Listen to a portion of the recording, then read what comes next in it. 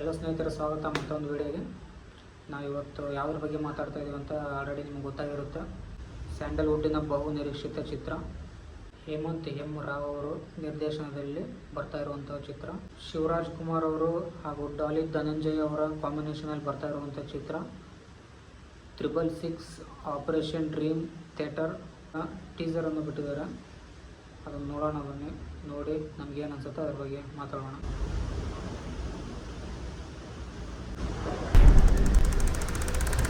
ಅಮ್ಮ, ಯಾರಿದು?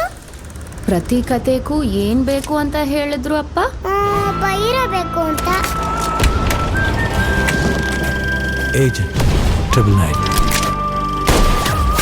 From the director of ಗೋಧಿ ಬಣ್ಣ, ಸಾಧಾರಣ ಮೈಕಟ್ಟು, ಕವಲುದಾರಿ, ಸಪ್ತ ಸಾಗರದಾಚೆ ಈ ಫಿಲಮ್ನ ಡೈರೆಕ್ಟ್ ಮಾಡಿರೋರು ಈ ಸಿನಿಮಾನ ಮಾಡ್ತಾ ಇರೋದು.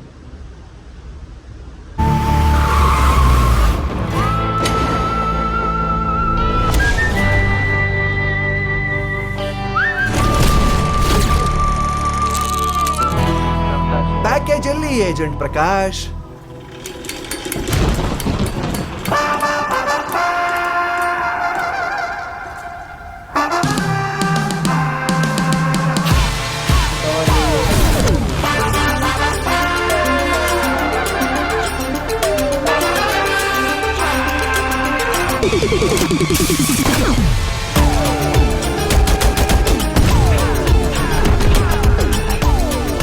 Operation dream theatre.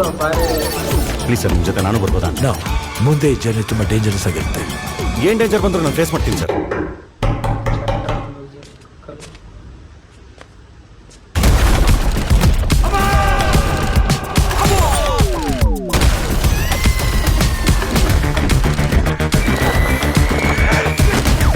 ಇದು 1970ರ ದಶಕದಲ್ಲಿ ನಡೆದಂಥ ಆ ಥರ ಸ್ಟೈಲಲ್ಲಿ ಮಾಡಿರೋಂಥ ಸಿನಿಮಾ ಇದು.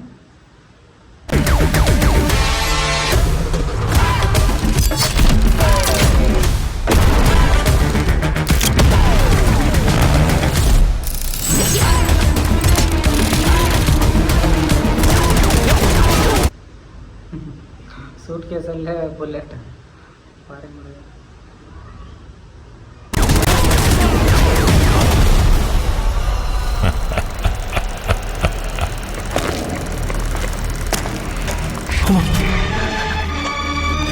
ಶಂಕರ್, ಎಲ್ಲಿದ್ಯಾ?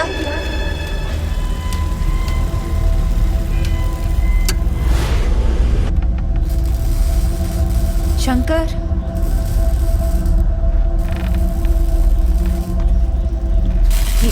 ಏನ್ ಮಾಡ್ತಿದ್ಯಾ? ಶಂಕರ್,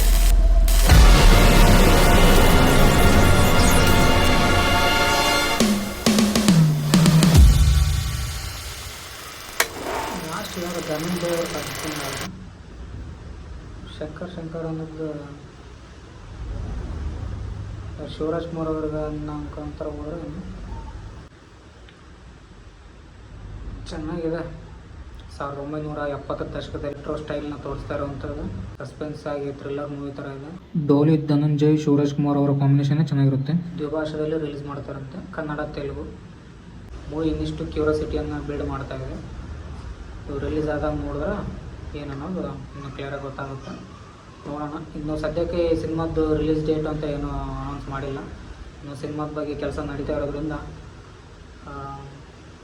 ಇನ್ನು ಹತ್ತಿರದಲ್ಲಿ ಯಾವಾಗಾದರೂ ಸಿನಿಮಾ ರಿಲೀಸ್ ಡೇಟ್ ಕೂಡ ಅನೌನ್ಸ್ ಮಾಡ್ಬೋದು.